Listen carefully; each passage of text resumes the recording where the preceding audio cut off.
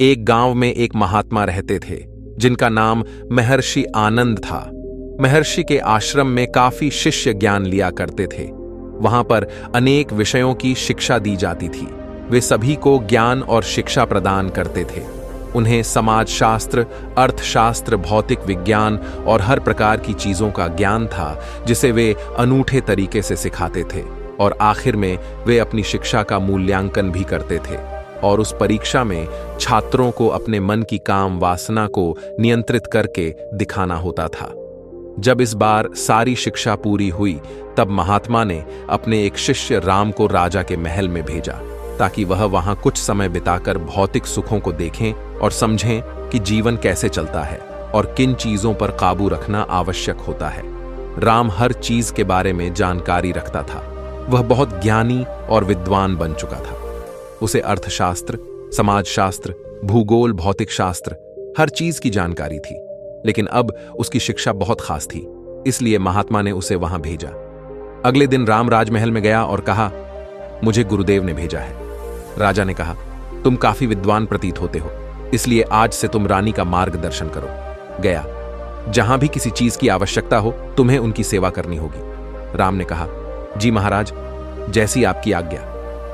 आदित्य ने देखा कि रानी माधवी काफी सुंदर और मोहक प्रतीत होती थी।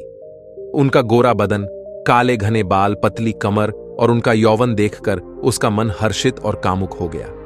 उसे समझ नहीं आ रहा था कि उसके साथ क्या हो रहा है और क्यों उसे रानी के प्रति इतना आकर्षण हो रहा है। वह तो ज्ञानी था, उसे सब पता था। एक बार राजा और रानी महल में आए और राजा ने कहा, मैं कुछ दिनों के लिए शिकार करने जंगल जा रहा हूं, इसलिए तुम्हें रानी का विशेष ख्याल रखना है और उन्हें किसी भी चीज की कमी नहीं होने दे दी है। राम ने कहा, जी महाराज, आप बेफिक्र रहें। राजा चले गए। रात के समय जब रानी अकेली सो रही थी तो आदित्य उन्हें निरंतर देख रहा था। उसे समझ नहीं आ रहा था कि उसके साथ क्या हो रहा है।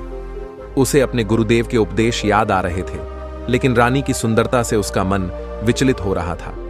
रानी को लगातार घूर रहा था। उनका गोरा बदन, काले घने बाल, पतली कमर और उनका यौवन देखकर उसका मन सोच रहा था कि रानी कितनी सुंदर है, लेकिन उसकी आत्मा एक गहरे संकट में थी। काम वासना की तीव्रता उसे लगातार परेशान कर रही थी। उसे यह समझ नहीं आ रहा था कि कैसे वह इस भावना को नियंत्रित करे। उसने अपने मन को नियंत्रित करने की कोशिश की, लेकिन उसे बहुत कठिनाई हो रही थी। लेकिन उस रात कुछ अजीब घटना घटी। अगले दिन जब राजा वापस आए तो वह महल में नहीं था। महल में खोजने पर भी वह नहीं मिला। आखिर सब हैरान थे कि वह कहां गया। राजा ने सोचा कि शायद वह वापस आश्रम चला गया होगा और इसलिए वे भी आश्रम की ओर चल दिया। जब राजा आश्रम में गए तो उन्होंने देखा कि वो अपने गुरुदेव के साथ बैठा हुआ था। राजा बोले, तुम बिना बताए यहां क्यों चले आए? तुम्हारी यह दुस्साहस। उसने ने कहा, हे राजन, मुझे क्षमा करें, लेकिन मैं मुसीबत में था। राजा ने पूछा, किस तरह की मुसीबत? उसने सिर झुकाते हुए कहा, एक ऐसी मुसीबत जो मेरे जीवन पर काबू पा रही थी। रानी माधवी की सुंदरता ने मेरे मन को विचलित कर दिया था। मैं अपने मन को नियंत्रित नहीं कर पा रहा था और इसलिए मैंने सोचा कि मुझे गुरुदेव के पास वापस आकर ही शांति मिल सकती है। अगर मैं वहां थोड़ी देर और रहा तो मेरा ज्ञान का नाश हो जाएगा और मैं अपना सब कुछ खो दूंगा। गुरुदेव, मैं आपसे पूछना चाहता हूं कि आपने मुझे इसकी शिक्षा क्यों नहीं दी? आखिर हम इस ज्ञान से वंचित क्यों हैं कि हम अपने मन को भी काबू में नहीं कर पा रहे हैं और एक अज्ञात शक्ति हमें क्यों भटका रही है? उसने राजा से भी बोला, राजन, आप भी मुझे क्षमा करें। मैंने आपको सब कुछ बता दिया है, पर मैं यहां प्रायश्चित करने के लिए आया हूं। अगर आपको कोई सजा देनी है तो आप मुझे दे सकते हैं। राजा ने कहा, नहीं, इसमें सजा की बात नहीं है, इसमें तो सच को स्वीकार करना है, इसीलिए मेरा आशीर्वाद तुम्हारे साथ है। राजा वहां से चले गए। फिर उसने गुरुदेव से पूछा, गुरुदेव, अब आप ही बताइए, आखिर हमें शिक्षा कहां मिलेगी? तब गुरुदेव ने बोला, जिंदगी में एक बात हमेशा याद रखना, इसकी शिक्षा तुम्हें कहीं भी नहीं सिखाई जा सकती, क्योंकि इस ज्ञान को तुम्हें खुद से और खुद को काबू करके ही जीतना होता है। उसने पूछा, फिर आखिर मन को काबू में कैसे करें? ऐसा क्या किया जाए कि मैं इन चीजों को रोक सके? गुरुदेव ने कहा, कुछ नहीं, वास्तव को रोको मत, क्योंकि जितना तुम उसे रोकने की कोशिश करोगे उतना ही वापस आएगा। ये ठीक वैसे ही है जैसे तुम मन के विचारों को जितना रोकने की कोशिश करते हो, तुम्हारा मन उतना ही उन्हें सोचता है। इसीलिए अगर तुम्हें चीजों पर काबू पाना है तो तुम्हें सच को स्वीकार करना पड़ेगा और अपने मन को बताना पड़ेगा कि ये चीजें गलत है ना, कि इसे रोकने की कोशिश करो, बल्कि इस पर काबू पाना सीखो। उसने पूछा, फिर आखिर इन चीजों पर काबू कैसे पाया जाए? तब गुरुदेव ने बताया, दरअसल यह तुम्हारे धैर्य की परीक्षा थी कि तुम अपने मन की इच्छाओं को कितना काबू कर सकते हो। इसीलिए मैंने तुम्हें वहां भेजा था। अब समय आ गया है कि मैं तुम्हें उन बातों को बताऊं जो तुम्हारे मन को नियंत्रित करेंगे। उन्होंने बाकी को भी बुलाया और अपने पास बिठा लिया और बोले, यह समस्या केवल तुम्हारी नहीं है, बल्कि यह हर युवा के जीवन में कभी न कभी आती है। मैं तुम्हें 10 उपाय बताऊंगा जिनका पालन करने से तुम इस समस्या से मुक्ति पा।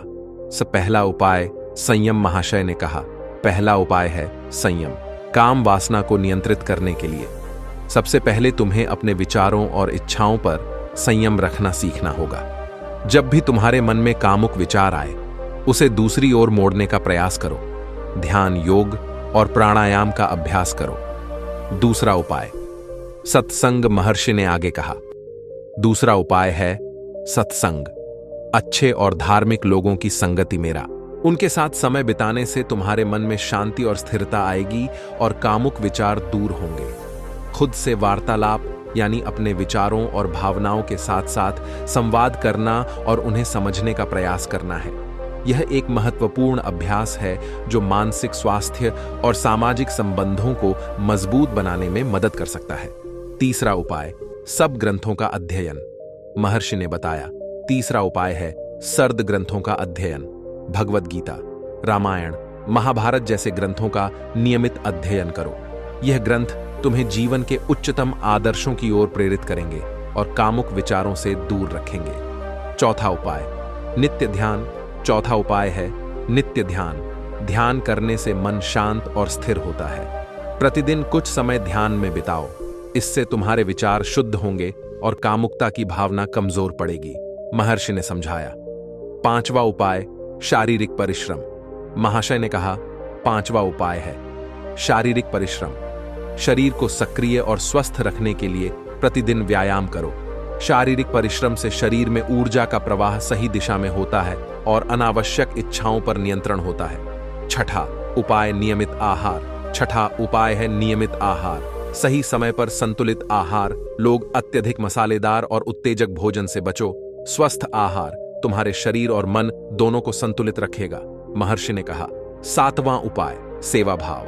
महर्षि ने बताया, सातवां उपाय है सेवा भाव। दूसरों की सेवा करने से मन में संतोष और सुख की भावना आती है। सेवा भाव तुम्हारे मन को उच्च आदर्शों की ओर ले जाएगा और कामुकता की भावना कम होगी। आठवां उपाय आत्मसंयम। महर्षि ने कहा, आठवां उपाय है आत्मसंयम।